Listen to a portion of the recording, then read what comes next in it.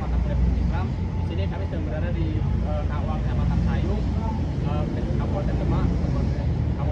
Di sini kami akan melakukan observasi untuk memenuhi tugas mata kuliah hukum Islam.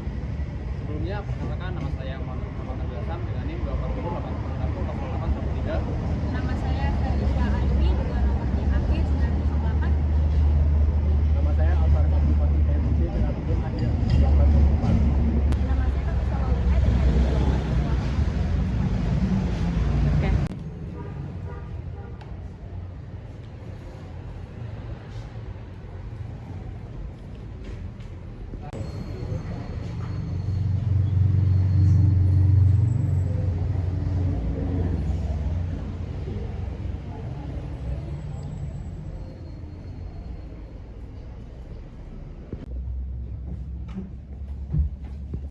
Pertanyaan saya yang terlebih dahulu, untuk di KUA Kecamatan ini tuh apakah ada struktur organisasi tersendiri, mungkin struktur organisasi yang sama atau berbeda daripada KUA Kecamatan lainnya? Sama, karena sudah regulasinya PMA nomor 30 tahun 2024.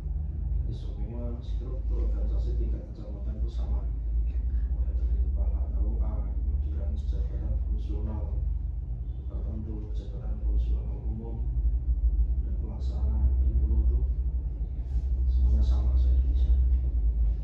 Banyak gitu loh data dan atau catatan pernikahan yang KUA itu sendiri kalau per tahun, apakah menurun dari tahun sebelumnya atau mungkin melonjak naik?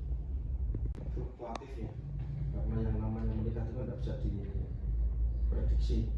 Tahun ini menikah berapa, tahun besok berapa itu tidak bisa diprediksi. Tapi untuk Sayung itu rata-rata tidak terlalu jauh ya, di angka 800-an setiap tahun.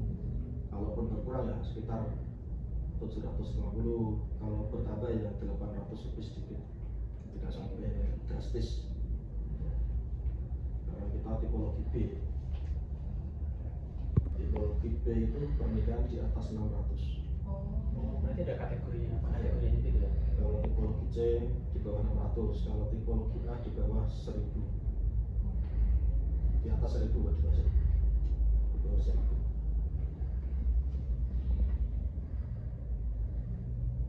Dan apakah ada kewenangan atau layanan sendiri yang KUA itu berikan kepada masyarakatnya selain mungkin mendaftarkan pernikahan mereka? Apakah ada yang lain?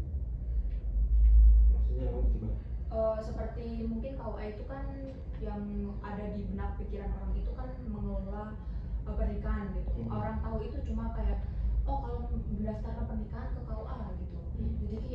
Jadi untuk apa namanya pengetahuan masyarakat yang lain, apakah ada tugas lainnya KUA selain untuk mendaftarkan pernikahan, mungkin mengelolanya atau apanya gitu. Jadi KUA sekarang punya 8 tusi. Kalau dulu sebelum 2024 itu ada 9 tusi, tugas dan fungsi. Tapi sekarang mulai 2025 karena haji itu sudah berdiri sendiri jadi Kementerian Haji, maka haji itu hilang dari tusi KUA. Itu 8 tusi itu, yang pertama terkait dengan administrasi, yang kedua kemasjidan, yang ketiga wakaf, yang keempat pernikahan, yang kelima terkait dengan informasi dan publikasi. Jadi yang diurusi KUA itu bukan hanya pernikahan ansih, semua hal terkait dengan kegiatan keagamaan KUA melakukan itu, karena KUA itu merupakan Kementerian Agama di tingkat kecamatan. Oke. Jadi cakupannya lebih luas. Berarti seperti itu. Apakah KUA itu ada perbedaan dari lembaga administrasi dan lembaga keagamaan yang lain? Lembaga keagamaan yang lain di tingkat kecamatan itu di bawah kewenangan kepala KUA. Organisasi masyarakat itu KUA sebagai penasehat. Artinya semua itu harus koordinasi dengan KUA. Yang di tingkat kecamatan ya, kalau di tingkat kabupaten dengan Kemenag. Itu semua di KUA. Berarti sebelumnya itu kalau misalkan urusan haji itu juga KUA? Iya sih, urusan haji dulu di KUA sebelum tahun 2025. Jadi setelah ini karena ada kementerian baru, Kementerian Haji dan Umroh, maka sudah berpisah, bukan miliknya Kementerian Agama lagi. Apakah ada syarat dan rukun nikah yang diperiksa oleh pihak KUA sebelum pelaksanaan akad? Wajib, Pak. Wajib. Wajib ada pemeriksaan sebelum pernikahan, karena salah menentukan rukun nikah maka nikahnya tidak sah. Oh. Yang kita tekankan untuk rukun nikah itu sendiri itu harus ada pada saat akad nikah. Pemeriksaan itu seperti apa ya, Pak? Pemeriksaan ini seperti tadi ada yang daftar tuh. Iya. Nah, itu Pemeriksaan surat-surat. Ya. Jadi ketika masyarakat mendaftar secara online, kita terima pendaftarannya, maka lain hari dia harus datang untuk kita cocokkan yang dia daftarkan berkas itu dengan kenyataan. Contoh, nama, kadang-kadang nama berbeda dengan kenyataan. Kalau dia daftarkan sendiri lewat online, kemungkinan kesalahan itu sangat kecil.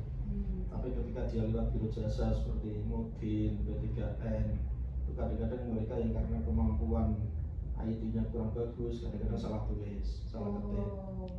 Maka perlu ada pemeriksaan. Yang kedua terkait dengan wali. La nikah illa bi waliyin wa syahidin adlin.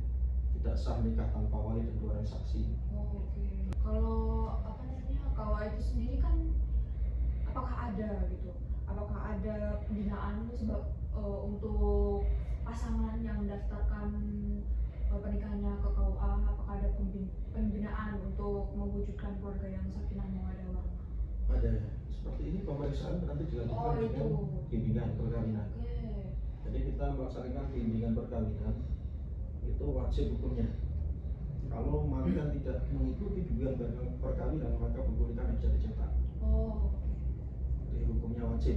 Itu apa? Untuk pembekalan hidup yang bahagia, sejahtera, sakinah mawaddah warahmah. Karena itu tujuan perkawinan.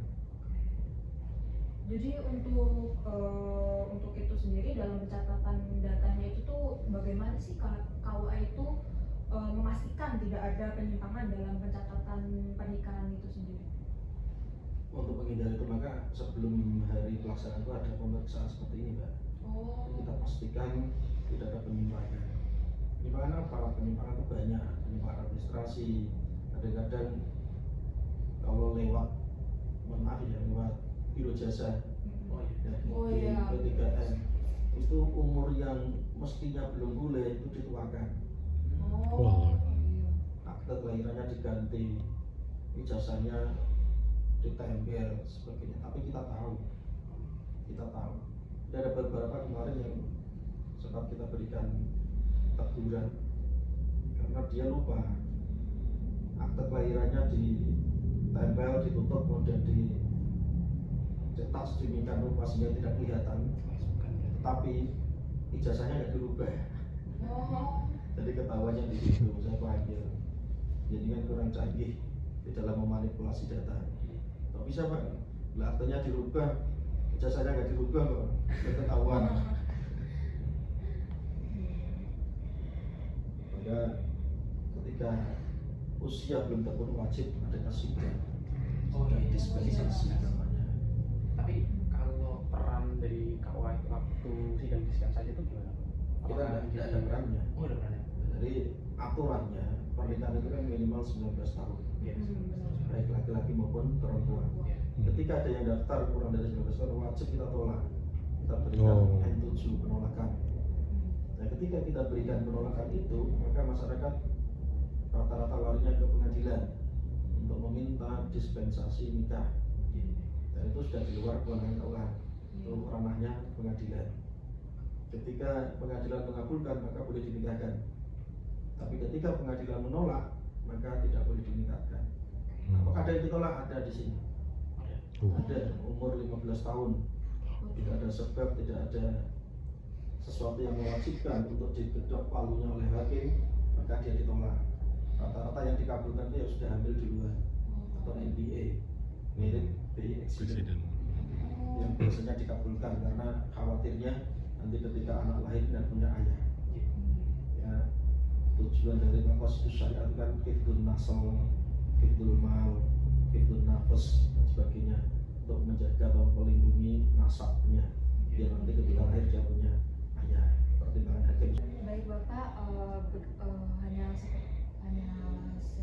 untuk wawancara saya, wawancara kami.